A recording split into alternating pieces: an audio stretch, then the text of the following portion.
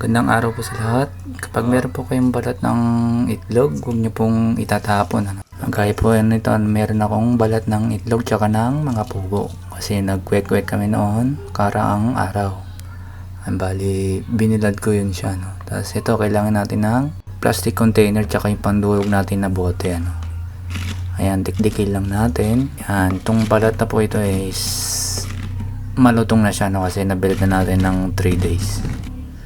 Ayan, kaya madali na siyang madurog. Isa-isayin lang po natin ang pagdikdik para hindi tayo mahirapan. Iba biniblender ito para mas pino talaga yung itlog. Pero kung wala ka namang blender, wala pang problema kasi pwede namang i-manual kung gaya nito, dikdikin natin.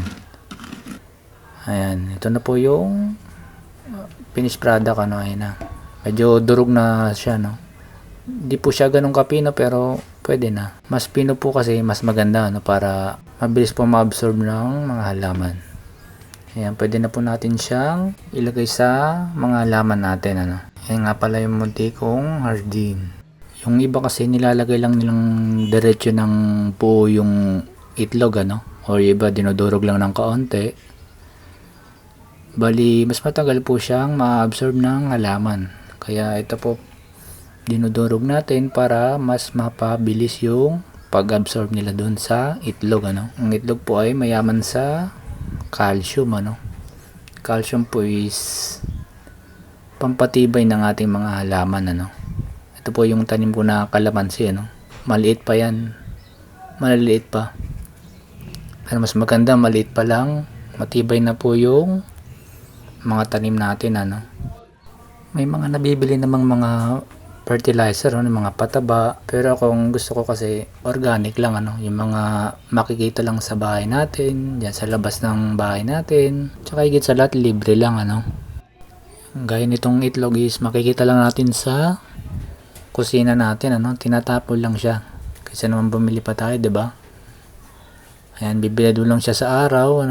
Kapag natuyo na siya at malutong na, yan, pwede na natin siyang dikdikin o durugin. Mas maganda i-blender para talagang pulbos na pulbos siya. Tsaka magandang activity rin ito, lalo na pag wala kang ginagawa, 'di ba? At least meron kang pampalipas ng oras. Bali pang stress reliever ko rin ito.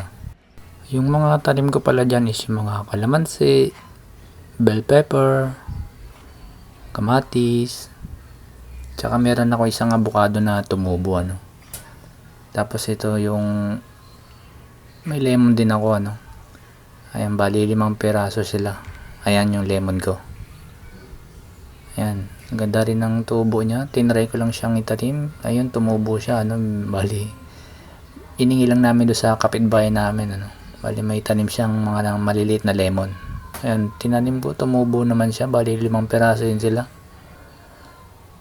Ayan, ayun na yung finished product. Bali namuti na yung mga tanim natin dahil sa nilagay nating mga eggshell. Ayan, sana nagustuhan niyo yung ginawa natin.